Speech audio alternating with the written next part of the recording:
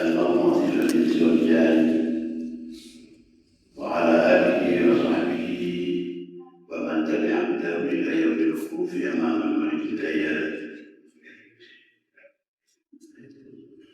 اللهم لا سهل إلا ما جعلته سهلا وأنت تجعل الحزن إذا شئت سهلا. أما بعد، أصحاب الفضيلة, para alim, para asatidz yang saya muliakan, Bapak Haji Samsudin Arif selaku Ketua Takmir Mushola An-Nur yang saya muliakan, beserta segenap pengurus takmir, para jemaah yang dimuliakan Allah. Alhamdulillah, pada siang hari Rabu ini kita termasuk yang dipilih oleh Allah Subhanahu wa Ta'ala untuk bersama-sama melaksanakan ibadah salat zuhur berjamaah, sekaligus juga bersilaturahim satu di antara lain di antara kita. Mudah-mudahan ini akan membawa manfaat dan berkah bagi kita semua, juga untuk perusahaan listrik negara secara umum. Dan dalam kesempatan ini saya mendapat kesempatan untuk silaturahim kembali dengan para bapak sekalian. Setelah cukup lama saya tidak bersilaturahim ke mushola ini. Kapan hari itu saya dihubungi oleh Pak Haji Syamsul Arifin, dan ternyata kosong. Alhamdulillah hari ini saya hadir. Mudah-mudahan apa yang saya sampaikan ini tidak keluar dari al-haq, dari yang benar, insyaallah. Amin ya rabbal alamin. Para hadirin jemaah yang dimuliakan Allah, sesuai dengan tema yang saya berikan kepada pengurus takmir, yaitu moderasi Islam di dalam beribadah. Sebenarnya agama Islam itu sendiri memang merupakan agama yang moderat. Artinya moderasi itu merupakan salah satu di antara karakter-karakter Islam sebagai agama. Karakter Islam itu antara lain, selain moderasi, adalah universalitas. Dia tidak hanya berlaku di satu negara saja, di Arab misalnya, atau di Indonesia saja, tetapi dia merupakan agama global, agamanya masyarakat dunia secara umum. Ini yang pertama. Yang kedua, Islam itu mempunyai karakter sebagai agama yang memperhatikan bukan hanya fisik manusia saja, tetapi juga rohani atau spirit. Tidak ke kanan, tidak ke kiri. Tidak hanya memperhatikan kepentingan spirit saja atau roh, tetapi juga fisik diperhatikan. Apa ada agama yang hanya memperhatikan salah satu di antara keduanya? Ada. Antara lain seperti, katakan seperti Hindu misalnya, atau Buddha. Jadi yang diperhatikan hanya sisi spiritualnya manusia saja. Jadi bagaimana memperbaiki hati, atau dalam bahasa kita bagaimana bergaul dengan baik dengan manusia. Tetapi fisik tidak diperhatikan, tidak ada komitmen atau perhatian kepada fisik manusia. Bahkan dalam konsep sebagian agama, semakin menderita seseorang secara fisik, maka semakin besar pahalanya dan semakin besar potensinya untuk mendapatkan nirwana misalnya. maka agama-agama selain Islam itu adalah agama kahanah istilahnya, agama kependetaan. Tapi di dalam Islam tidak ada kependetaan. Bahkan Rasulullah tegas mengatakan la kahanata fil Islam. Tidak ada kehidupan kependetaan di dalam Islam. Artinya memberikan porsi yang sama kepada fisik manusia pada saat bekerja, kemudian perlu istirahat, itu diperhatikan. Tetapi juga tidak hanya kepada fisik atau materi saja, berdoa terus. Tetapi juga perlu ada porsi untuk spirit, untuk roh. Bagaimana kita juga melayani kepentingan roh. Itulah kesejahteraan yang sebenarnya lahir dan batin, bukan hanya batin saja, bukan hanya fisik saja. Kita lihat misalnya orang-orang yang tidak beragama di Amerika, di Eropa, di tempat-tempat lain yang tidak mengenal agama atau ateis. Mereka mungkin secara fisik, roh, secara kebendaan mereka itu sangat sejahtera. Kekayaan berlimpah, apapun ada. Tetapi ada kebingungan, ada keresahan di dalam hati mereka. Merasa ada sesuatu yang kosong, tidak terlayani, yaitu rohani. Itulah rohani. Tapi Islam memperhatikan dua-duanya. Oleh karena itu maka di dalam beribadah pun juga harus seimbang. Tidak hanya memperhatikan kepentingan rohani saja, tetapi juga harus memperhatikan pada saat yang sama pada kepentingan badan. Maka dalam sebuah hadis Rasulullah SAW bersabda, "Laisa minna man taraka dunya lil akhirah, wa la taraka al akhirata lid dunya, walakin man akhadha min hadhihi wa hadhihi." Bukan golongan kami orang yang meninggalkan urusan dunia hanya untuk fokus kepada ibadah saja. Bukan golongan kami, katanya Rasul. Demikian pula bukan golongan kami orang yang hanya memperhatikan rohani saja, tetapi fisik tidak diperhatikan. Wiridan terus di masjid, gak turun-turun, gak kerja. Suatu saat Sayyidina Umar bin Khattab radhiyallahu anhu pernah menemukan seorang pemuda yang selalu ditemukannya berada di masjid, wiridan, terus sholat, wirid, baca Quran. Setelah lama Sayyidina Umar memperhatikan itu, kemudian tanya pada pemuda ini, "Nah, kamu gak kerja?" "Tidak, Sayyidina Umar. Saya cuma di sini zikir saja, wirid, sholat." "Loh, yang dimakan apa? Untuk makan bagaimana?" Maka pemuda itu menjawab, jawabnya, "Bukankah Allah Subhanahu wa Ta'ala mengatakan wa ma min dabbatin fil ardi illa 'ala Allahi rizquha?" Bukankah setiap makhluk yang hidup di bumi ini semuanya ditanggung rezekinya oleh Allah Subhanahu wa Ta'ala?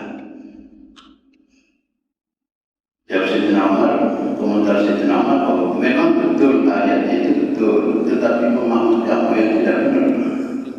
Pemahaman kamu yang tidak benar. Ada jaminan dari Allah Subhanahu wa Ta'ala, itu artinya bahwa Allah menjamin rezekinya, tetapi talangan untuk bisa masuk ke dalam rekening kita, ke dalam saku kita, itu pekerjaan. Gak bisa cuma wiridan saja, lalu dari mana rezeki akan masuk? Apa langsung jatuh dari pelafon? Kan gak mungkin. Jadi ini berarti hanya keagamaan saja, hanya kependetaan saja, memperhatikan rohani saja. Ini tidak dibenarkan. Kata Sayyidina Umar, "Kau sambut saja untuk bisa mendapatkan gula, itu harus mencari tempat di mana ada toples, tempatnya gula, ada butiran-butiran gula yang jatuh, di situ dimakan. Jadi jalan dulu, jalan itu usaha namanya." Nah, ini merupakan bagian daripada proses. Jadi kata Rasulullah SAW, "Walakin man akhadha min hadhihi wa hadhihi." Golongan kami itu adalah yang mengambil dunia seperlunya sesuai dengan kebutuhannya dan mengambil akhirat juga sesuai singkat, hanya mungkin 60 tahun, 70 tahun, paling banyak 120 tahun lah kira-kira. Itu pun ada jalan sekali sekarang. Nah, maka persiapannya sesuai dengan ini. Sedangkan akhirat itu untuk selama-lamanya, tanpa batas. Kehidupan akhirat tak berhenti, tak berujung. Oleh karena itu maka persiapannya juga sesuai dengan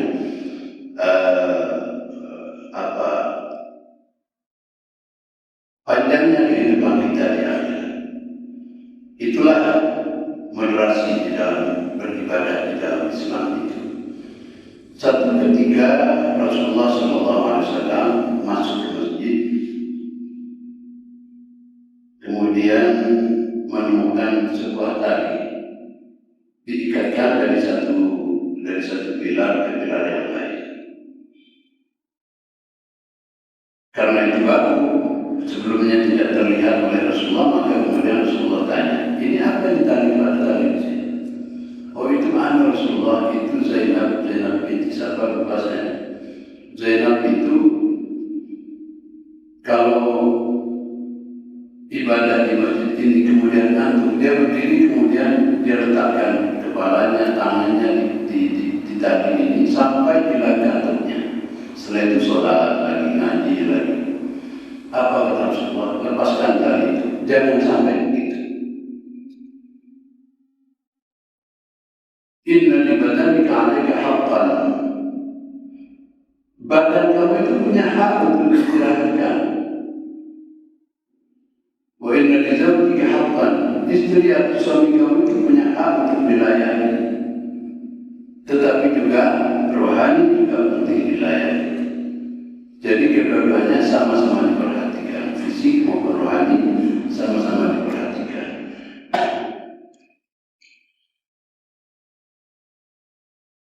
Dalam konteks ini juga satu saat Rasulullah bersabda tentang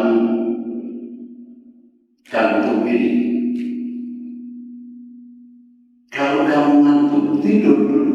Selesaikan dulu kepentingan mata ini, selesaikan dulu. Setelah itu kalau kemudian sudah selesai tidur, badan terasa fresh lagi, baru kemudian lakukan ibadah lagi. Maka ini terkait dengan lupa sampai di mana dari ibadahnya. Itu kenyataan yang sering kita alami. Saya kira setiap orang dari kita itu sering mengalami itu. Jadi ada waktu untuk dunia, ada waktu untuk akhirat, ada waktu untuk istri, ada waktu untuk suami, ada waktu untuk pekerjaan. Tidak boleh hanya untuk satu kepentingan saja, tetapi untuk multi kepentingan. Dalam kaitan dengan kekhusyuan inilah, maka kemudian Rasulullah juga dalam sebuah hadis bersabda, nah Rasulullah SAW ayusalli ahadukum la yusalli ahadukum wa huwa yudafi'u akhbathan. Jangan sampai kalian sholat sedangkan perut ini sedang bergejolak, ada sesuatu yang akan keluar dari depan atau belakang. Jadi kata beliau, keluarkan dulu, mau kencing, mau apa, buang air besar, keluarkan dulu sampai badan ini sudah rehat, istilahnya kata orang Malaysia. Kalau sudah rehat, sholat enak, sholatnya enak. Jadi kita tidak boleh hanya memperhatikan rohani saja tanpa memperhitungkan kepentingan daripada fisik kita. Pertanyaannya kemudian, kita kan wajib nyontoh Rasulullah. Rasulullah itu kan dalam sebuah riwayat dikatakan bahwa beliau itu ditanya oleh seseorang, Rasulullah itu ibadahnya seperti apa? Oh, Rasulullah itu kalau malam tidurnya sebentar, sholat terus sampai betisnya ini bengkak. Kalau siang puasa terus. Ini pertanyaan kepada Sayyidah Aisyah radhiyallahu anha. Ada beberapa orang yang memang sengaja datang ke rumah Rasulullah itu untuk bertanya kepada beliau, tetapi Rasulullah masih istirahat, ditemui oleh Aisyah radhiyallahu anha, ditanya,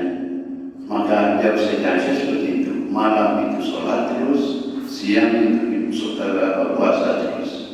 Lalu orang-orang itu berusaha kusuk dengan sesama temannya. Kata yang satu, saya mau sholat terus, nggak berhenti kalau malam, nggak akan tidur, saya sholat terus. Yang lain mengatakan, saya mau puasa terus, saya mau makan, saya ini, saya itu, dan seterusnya. Maka kemudian semua perkataan itu didengar oleh Rasulullah, kemudian Rasulullah keluar dari dalam, lalu bertanya, apa kalian berkata begitu? Ingat ya, inni akhwafukum lillah, walakin asumu wa usalli wa anam wa atazawwaju nisa. Ingat bahwa aku ini adalah orang yang paling dekat kepada Allah Subhanahu wa Ta'ala. Saya sholat, iya, saya puasa, iya, tetapi saya juga tidur. Saya tidur, wa atazawwaju nisa, dan saya menikah dengan perempuan. Jadi kepentingan badan dan rohani sama-sama diperhatikan. Kata Rasulullah, jangan puasa terus. Nah, pertanyaan kembali ke pertanyaan tadi, apa kita nggak nyontoh Rasulullah? Jawabnya adalah bahwa kalau Rasulullah demikian, maka itu adalah khususnya bagi Rasulullah. Ada beberapa hal yang memang merupakan kekhususan bagi beliau. Antara lain yang puasa misalnya. Nyambung puasa itu dalam arti ketika waktunya berbuka tidak berbuka, tapi terus tanpa sahur juga sampai besoknya puasa lagi. Ini haram bagi umat Islam, tetapi dibolehkan bagi Rasulullah SAW. Jadi perbuatan ibadah yang begitu berat bagi Rasulullah itu tidak selamanya untuk dicontoh. Ada kadang-kadang kekhususan yang memang dikhususkan untuk Rasulullah SAW. Inilah yang dimaksud dengan moderasi di dalam ibadah, sedang-sedang ikhtisatul ibadah. Bahkan ikhtisatul ibadah, sedang-sedang dalam ibadah ini juga tidak merupakan bagian dari prinsip dasar agama Islam. Ada sebuah hadis yang mengatakan, la yushadda dina ahadukum illa walabah. Siapapun di antara kalian yang memperberat dirinya sendiri dengan amalan-amalan keagamaan pasti akan boleh pada akhirnya pasti akan tidak mampu meneruskan. Misalnya begini, saya akan sholat terus dalam satu malam 200 rakaat. Ya mungkin bertahan 2-3 malam, tapi setelah itu tidak lagi. Saya akan mengamalkan sholawat misalnya 600.000. Mungkin 1-2 kali bisa, tetapi setelah itu tidak akan bisa. Oleh karena itu maka dalam hadis yang lain juga dikatakan, khairul a'mali adwamuha wa iqadna. Sebaik-baik perbuatan itu adalah yang terus-menerus walaupun sedikit. Istighfar misalnya 70 kali dalam sehari semalam. Rasulullah istighfarnya kan 70 kali dalam sehari semalam. Inilah taufiqurni bil yawmi wal lailati 70 marratan. Aku berdoa istighfar kepada Allah Subhanahu wa Ta'ala, mohon ampun 70 kali dalam sehari semalam. Kemudian sholawat berapa kali? Mampunya 7 kali, mampunya 11 kali. Sholawat apa saja lakukan secara istiqamah, aja tidak berubah. Sekali mampu 1000 dibaca 1000. Besoknya cuma 7 kali. Ini kan keistiqamahan. Keistiqamahan itu yang sangat penting, sangat dipentingkan dalam Islam. Khairul a'mal adwamuha wa iqadna. Sebaik-baik amalan adalah yang paling ajib dan tidak berubah-ubah dari satu waktu ke waktu yang lain, walaupun hanya sedikit saja. Jadi sholat sunnah seperti ditunjukkan, contohkan oleh Rasulullah, qabliyahnya itu 4 rakaat, ba'diyahnya 4 rakaat, untuk asar juga demikian, qabliyah 24 rakaat. Kemudian maghrib ada qabliyah tetapi tidak sunnah muakkad. Kemudian yang muakkad itu adalah isya, ada qabliyah, ada ba'diyah dan seterusnya. Kemudian setelah itu tidur. Tidur itu untuk merehatkan badan agar supaya nanti setelah badan rehat itu kemudian bisa melakukan ibadah yang lain, melanjutkan ibadah kita. Nah, dengan demikian maka imbang.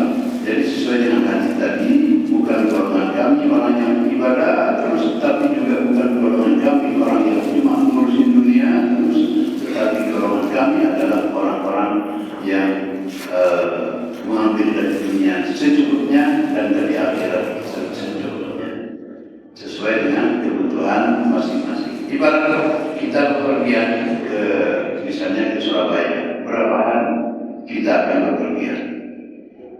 Kalau 2 hari tentunya dibutuhkan ganti baju, ganti celana sekian kali. Nah, maka dipersiapkan bekal kita di Surabaya itu sekian baju, sekian celana. Tetapi kalau perjalanannya seminggu, tentu persiapan bekalnya tentu lebih banyak dan begitu. Maka dalam sebuah hadis lain Rasulullah bersabda, "Ya'mal li dunya ka'annaka ta'ishu abadan, wa'mal li akhiratika ka'annaka tamutu abadan." Bekerjalah untuk dunia seakan-akan kau akan hidup selamanya. Karena akan hidup selamanya maksudnya gigih berjuang untuk kesejahteraan lahir dulu. Nah, kemudian wa'mal li akhiratika ka'annaka tamutu abadan, berbuatlah atau bekerjalah untuk agamamu seakan-akan kamu akan mati besok. Kalau akan mati besok, tapi semangat untuk beribadah. Nah, jadi imbang antara dunia dan akhirat, imbang antara ibadah dan bekerja, imbang, dan semuanya demi untuk mencapai kesejahteraan lahir maupun batin. Ingat bahwa kita punya tanggung jawab kepada diri sendiri, tanggung jawab kepada keluarga, tanggung jawab kepada bangsa. Saya tidak bisa membayangkan seandainya Rasulullah SAW itu misalnya memerintahkan, atau Allah Subhanahu Wa Taala dalam Al-Quran memerintahkan di dalam sehari semalam sholat 50 kali. Saya kira PLTU ini tidak akan ada karena semuanya sibuk beribadah. Sehingga kemaslahatan dunia itu akan terbengkalai. Itu masalahnya. Oleh karena itu kita lihat dalam sehari semalam itu tentang sholat, kita perhatikan cuma kira-kira 24 menit. Taruhlah misalnya zuhur itu 5 menit. Apalagi kalau sholatnya patas, asarnya juga 5 menit, maghribnya 5 menit, isyaknya 5 menit, subuhnya katakanlah 4 menit. Jadi 24 menit. Dari 24 jam Allah cuma minta 24 menit. 10% dari waktu 24 jam ini itu ibadah untuk dirinya, untuk Allah Subhanahu Wa Taala. Selebihnya untuk dunia semua.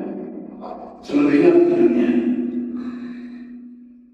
Syekh Muhammad Al-Ghazali di Mesir pernah dalam sebuah bukunya mengatakan, pernah ada seorang mahasiswa tanya pada saya, kata beliau, "Syekh, hukumnya cuka itu gimana?" Cuka, bukan cukai, cuka. Cuka itu suci atau najis? Tanya kepada Syekh Muhammad Al-Ghazali.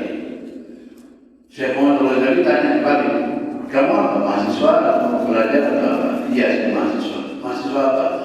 "Mahasiswa teknik."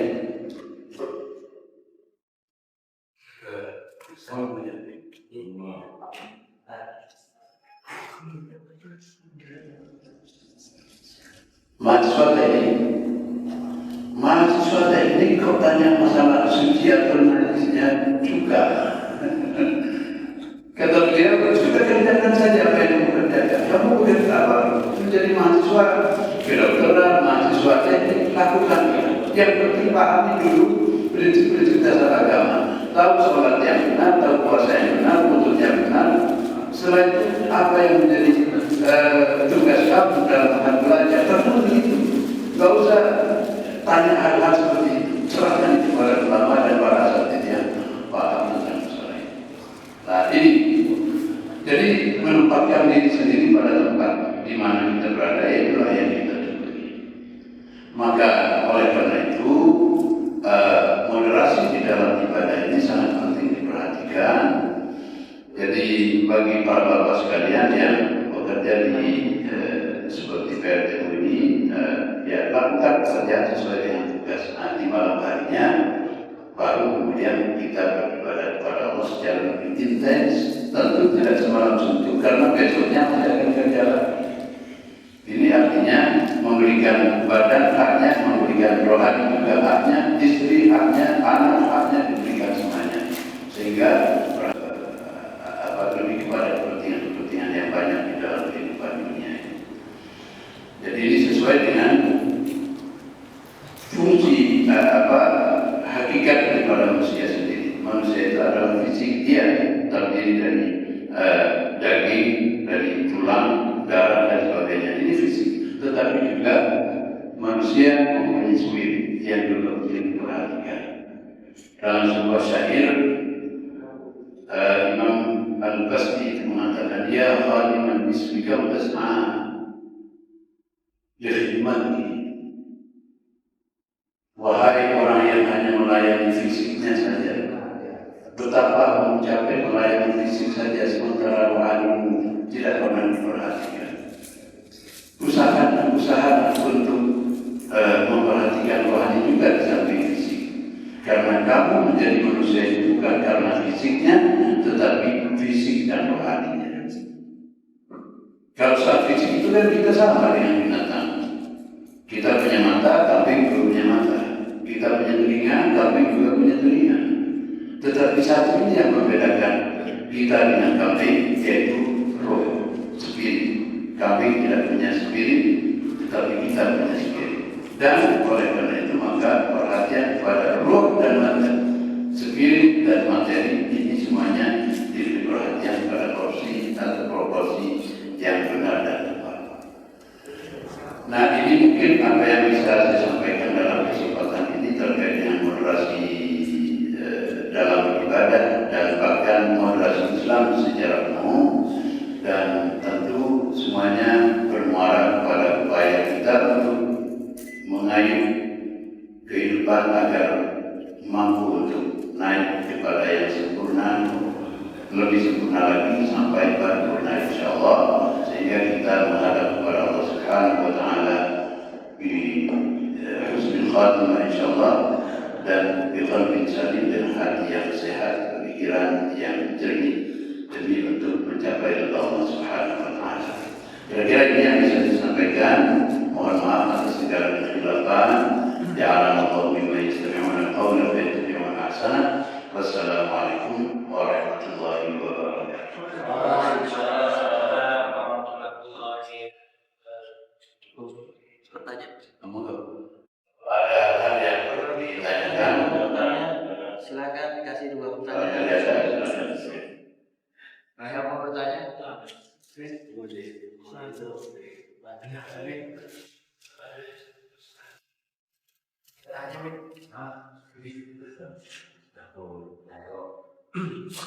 Assalamualaikum warahmatullahi wabarakatuh. Yang saya tanyakan, Yai, bagaimana orang yang sholat tapi masih makan hasil dari barang haram? Sholat yang masih makan dari barang haram. Asal tidak dimakan barang sholat. Kalau dimakan barang sholat, walaupun halal juga batal sholatnya. Begini Bapak ya, kita beri porsi sendiri-sendiri.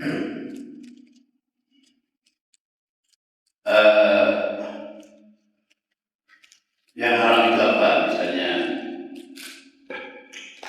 makan harta riba dengan bekerja sebagai rentenir umpamanya. Mohon maaf. Tentu penghasilannya karena dia perbuatan yang memang dilarang agama, maka penghasilannya juga haram. Nah, bagaimana sholatnya? Dia sholat tetap sah. Karena apa? Sholat itu merupakan ibadah dengan persyaratan dan rukun-rukun tersendiri. Sepanjang syarat dan rukun itu terpenuhi, maka sholatnya sah.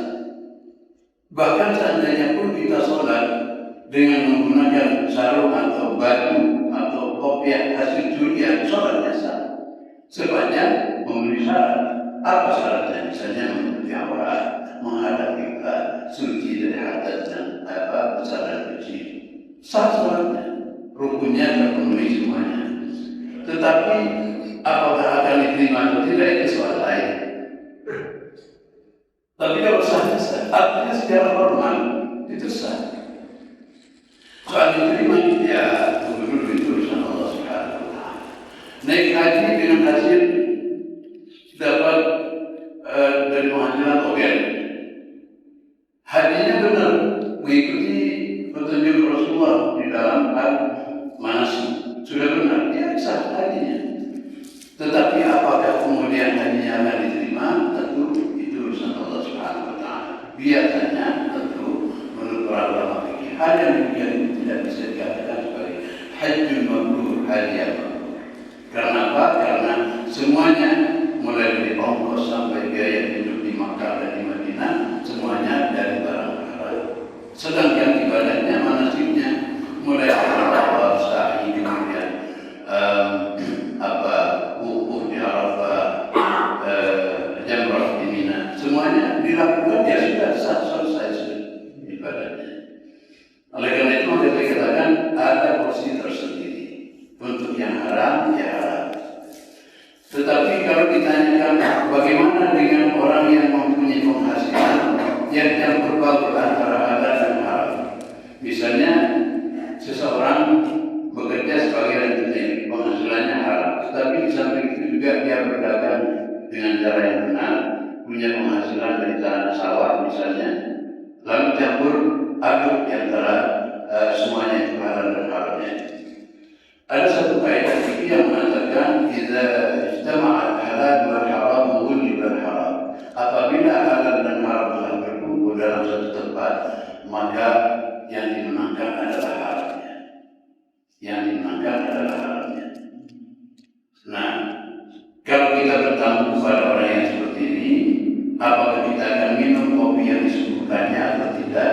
Nah, ini tentunya apa yang disebutkan oleh dia itu yang hartanya sudah campur antara halal dan haram, tentunya apa yang diberikan juga syubhat.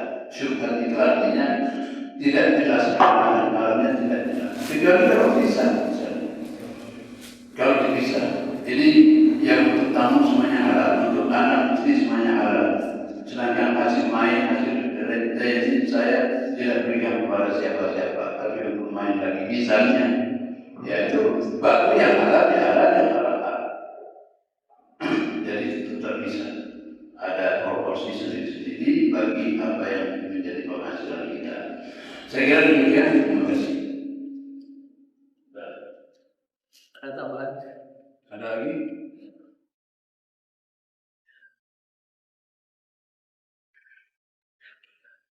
Kalau tidak ada, kita Dan dalam arti dalam beribadah kita harus seakan-akan kita melihat Allah. Dalam beribadah kita seakan-akan melihat Allah, walaupun kita tidak bisa Allah akan melihat kita. Jadi dalam hadis lain ada yang mengatakan bahwa tafakkaru fi khalqillah wa la tafakkaru fi dzatillah. Itu bagaimana? Ya. Memang merasa melihat Allah dan merasa dilihat oleh Allah ini adalah dua hal yang diaturkan dalam agama, dan itu namanya ihsan. Jadi tingkatan spiritual manusia itu para bapak sekalian itu berjenjang. Ada Islam yang itu merupakan perbuatan-perbuatan lahir yang tampak, kemudian iman itu di sini di hati, dan di atasnya itu adalah ihsan. Ihsan itu adalah penghijauan, penghayatan terhadap keimanan dan keislaman kita. Jadi misalnya ketika kita sholat Allahu Akbar, kita merasakan diri berada di hadapan Allah Subhanahu wa Ta'ala. Sujud kita merasa Ketika bertahiyat kita merasa bersikup di hadapan Allah. Itu sangat dianjurkan memang. Tetapi tidak berarti bahwa kita membayangkan bahwa Allah itu berwujud fisik. Nah, itu yang dilarang dalam hadis. Tafakkaru fi khalqillah wa la tafakkaru fi dzatillah. Berpikirlah kalian tentang makhluk Allah. Jadi ketika kita berpikir tentang makhluk Allah itu apa, misalnya sebuah tanaman hias, satu pohon tetapi daunnya bermacam-macam warna, bahkan juga kadang-kadang bunganya ada yang biru, ada yang kuning, ada yang hijau, dan seterusnya. Lah, pada akhirnya setelah dipikir-pikir, ini tidak mungkin jadi sendiri kalau tidak karena Allah Subhanahu wa Ta'ala. Lah, ini namanya memikir-mikir makhluk Allah dan harus sampai kepada kesimpulan betapa Allah itu Maha Kuasa. Tetapi membayangkan Allah dalam bentuk fisik, bahwa Allah itu gemuk, bahwa Allah itu kurus, Allah itu putih, kuning, dan lain sebagainya, itu yang tidak diperbolehkan. Dan bagaimanapun kita hampir setiap saat memang digoda oleh setan untuk membayangkan itu. Kadang-kadang begitu. Nah, oleh karena itu maka kita tepis kalau sudah muncul pemikiran seperti itu atau bayangan seperti itu, kita tepis. Jangan sampai dibiarkan. Karena Allah itu dalam Al-Quran dikatakan laisa kamitslihi syai'un wa huwas samiul basir. Allah itu tidak serupa dengan apapun di antara makhluknya. Walam yakul lahu kufuwan ahad. Tidak ada sesuatu pun yang serupa dengan Allah Subhanahu wa Ta'ala. Jadi jangan kita merasakan atau membayangkan Allah itu dengan sesuai dengan apa yang kita lihat dengan mata kepala. Orangnya misalnya gemuk, orangnya itu gemoy atau apa itu enggak. Tetapi Allah itu beda segala-galanya. Itu namanya mukhalafatuhu lil hawadits, berbedanya Allah dengan segala makhluk-makhluk yang ada. Apapun itu. Oleh karena itu maka kita menyembah apa? Ya menyembah Allah Subhanahu wa Ta'ala dengan segala sifatnya. Di mana sifatnya? Sifatnya ada di dalam Asmaul Husna, di samping juga sesuai dengan apa yang disebutkan oleh Rasulullah SAW dalam banyak hadis. Allah itu bagaimana sifatnya sesuai dengan namanya. Wallahu alladzi la ilaha illa huwa al-Malik ar-Rahman ar-Rahim al-Malik al-Qudus as-Salam al-Mu'min, dan seterusnya. Itu semuanya nama-nama Allah. Di dalam Ar-Rahman dan Ar-Rahim itu terdapat sifat rahmat. Di dalam nama Al-Malik ada sifat kemahakuasaan. Di dalam Al-Qudus ada sifat kemahasucian. As-Salam, di situ ada sifat kedamaian. Al-Mu'min, memberikan keamanan, dan begitu seterusnya. Jadi kita melakukan penyembahan kepada Allah Subhanahu wa Ta'ala. Siapa Allah? Ya, sesuai dengan apa yang disebutkan di dalam kitabnya dan sesuai dengan yang disebutkan oleh Rasulullah SAW dalam sunnahnya. Sifat-sifat dia sesuai dengan apa yang telah disebutkan. Nah itu. Jadi kita tidak membayangkan fisik, tetapi merasakan sifat. Jadi kembali kepada ihsan. Ihsan itu ada dua tingkatan seperti disebutkan tadi. Pertama, an ta'budallaha ka'annaka tarahu. Fa in lam takun tarahu fa innahu yarak. Engkau menyembah Allah Subhanahu wa Ta'ala seakan-akan engkau melihat Allah. Tetapi tingkatan ini, tingkatan yang paling tinggi ini, tingkatan para nabi dan para rasul. Tidak mungkin kita merasakan melihat Allah. Kalau ada orang yang mengaku melihat Allah, itu bohong.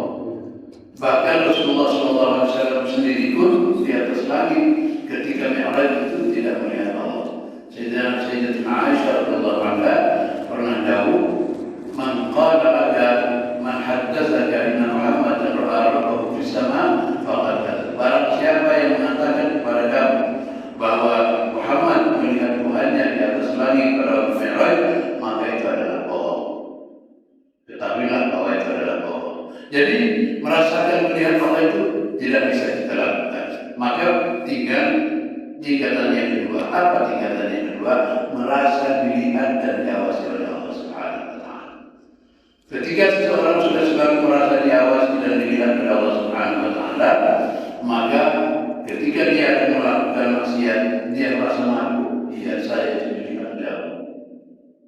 Nah ini perlunya. Jadi dia itu menjadi inner control, menjadi inner motivation. Di dalam diri kita itu ada kontrol yang sangat intens. Kalau ini dihidupkan, ihsan tingkatan yang kedua ini dihidupkan, maka kita insya Allah akan terhindar dari perbuatan-perbuatan maksiat, baik dalam diri maupun berkaitan dengan kehidupan sosial bersama orang-orang di sekitar kita. Itu saya kira yang bisa saya jawabkan. Wallah.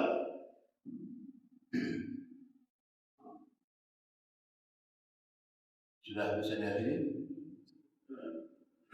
Bismillahirrahmanirrahim. Alhamdulillahirabbil alamin. Hamdan mazidan ya rabbana lakal hamdu kama yanbaghi li jalali wajhika wa 'azimi sultanik. Allahumma shalli ala sayyidina Muhammadin nabiyil amin al-mab'uth rahmatan lil alamin.